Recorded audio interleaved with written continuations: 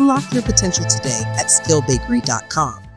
Hello and welcome to another exciting video. In this one, we'll be talking about Claude Code for VS Code. So this is Claude Code extension for Visual Studio Code Editor. And using this extension, you can harness the power of Claude Code without leaving your IDE.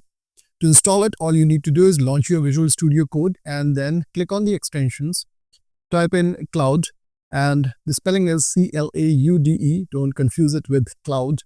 And once you do that, you'll get the extension right on top. You need to just click on it, and then over here, as you can see, I've already installed it. You'll get the install button instead of disable and uninstall over here. Once you install it, relaunch the Visual Studio Code once this extension is installed. And after that, make sure that you have your Claude Code account. For that, you need to visit claude.com, and there you need to create your developer account. Once you have created the account, you also need to ensure that you have installed the executable if you are on Windows. And for that, you need to follow this documentation that I am showing you. And here you have the NPM, Homebrew, and native install options.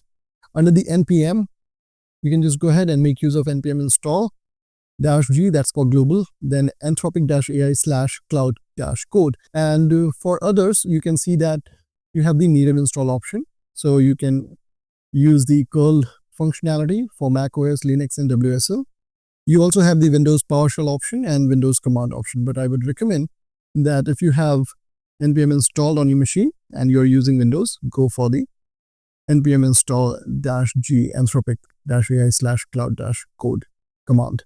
Once you do that, like I have done over here in Visual Studio Code Editor, you can see that I have executed this command, and once it's done, it is showing the information over here, added 2 packages in 4 seconds. You also need to ensure that the cloud path is part of your path environment variable on Windows. So here you can search for the path and then click on the suggestion that is coming up. There under environment variables, you can just double click on path, and you can see that I've added over here. In my case, it's installed over here. And similarly, you can also update your path variable and then relaunch the Visual Studio Code Editor. So you'll have to relaunch your Visual Studio Code Editor a couple of times just to be on the safer side. Once you do that, you will be able to see that the Claude Code extension is coming up right on top of the header over here. You just click on it and you'll get the option like this over here. And if you have your account created, you'll be able to go and access this link, run Claude in terminal. That's what I'm doing over here. And once you do that, you'll be able to set the theme of your Claude extension. So here you have the dark mode, light mode, and some colorblind friendly dark and light modes, and then ANSI colors only. So let's go ahead with the default selection of dark mode. Press enter.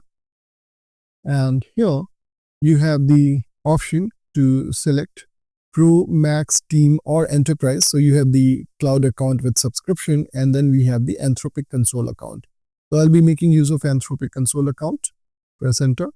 And here it's going to open up the browser, and I'll be logging in using my credentials. Ask me what type of account sounds right. So I'm an individual. I'll select individual over here. And then here it says Claude Code would like to connect your Anthropic organization, Skill Bakery's individual organization, and I would simply go ahead and authorize it. And once you're logged in, you will see over here that it says press enter to continue. So let's go ahead and do that.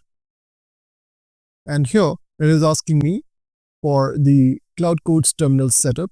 For the optimal coding experience, enable the recommended settings for your terminal.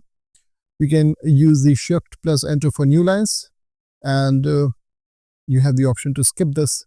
I'll go ahead with this suggestion, and I'm confirming it. Now here, ready to code here. So you can see that it is giving you a placeholder where you can type in things, and then it will treat that as prompt, and accordingly it will revert back with its suggestions or responses.